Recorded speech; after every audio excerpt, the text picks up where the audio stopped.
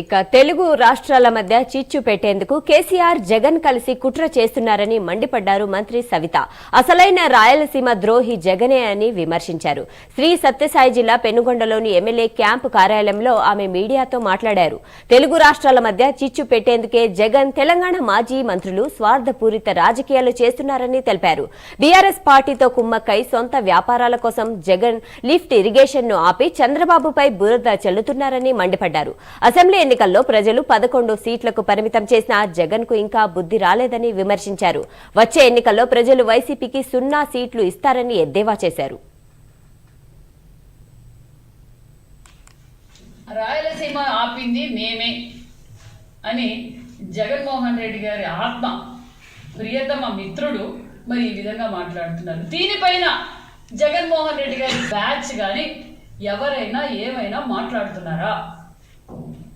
వారి స్వార్థ రాజకీయాల కోసం ఇక్కడేమో రాయలసీమ ఆపింది మేమే, ఈ సీమ ఎత్తిపోతుల పాపలు ఆపింది నేనే అని ఒక పక్క, అంటే సొంత పాంప్లెట్లు సొంత పేపర్లో ఈ విధంగా వాళ్ళు రాసుకుంటుంటే మరి జగన్మోహన్ రెడ్డి గారు ఏం చేస్తున్నారు? అంతేకాకుండా అదే కేసీఆర్ గారు రోజా మేడం గారి ఇంటికి వచ్చి నేను మీ చేపల పులుసు బాగుంది, నేను రాయలసీమకు నీళ్ళు ఇస్తాను అన్నారు.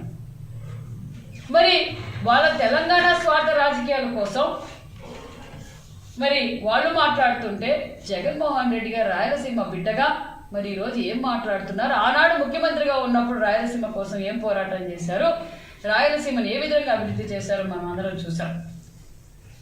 మరి ఈరోజు జగన్మోహన్ రెడ్డి గారు చేసేది చేతగాక, చేసేవారిని చేయనీక, ఈరోజు ఏదైతే చంద్రబాబు నాయుడు గారు అహర్నిశలు ఈ రాయలసీమను, ఈ ఆంధ్రప్రదేశ్ అన్ని రంగాల్లోనూ ముందుండాలి, రాయలసీమలో ప్రతి ఎకరానికి నీళ్లు ఇవ్వాలని అహర్నిశలు కష్టపడుతుంటే జగన్మోహన్ రెడ్డి గారు చంద్రబాబు నాయుడు గారు రాయలసీమ ద్రోహి అని ప్రజలందరికీ తెలుసు. జగన్మోహన్ రెడ్డి గారు 14-19లో ఏ విధంగా అయితే ఇరిగేషన్ ప్రాజెక్టులు పరుగులు పెట్టిస్తూ స్వయాన చంద్రబాబు నాయుడు గారు ఎండనక వాననక గుట్టల్లో పుట్టల్లో కూడా చంద్రబాబు నాయుడు గారు వెళ్ళి స్వయాన ఆయనే పరిశీలించి వారానికి ఒక రోజు అక్కడే నిద్ర చేసి మరి ఇరిగేషన్ ప్రాజెక్టులు పూర్తి చేశారన్న విషయం ఆంధ్రప్రదేశ్ ప్రజలందరికీ తెలుసన్న విషయం కూడా మీకు తెలియజేస్తున్నాం.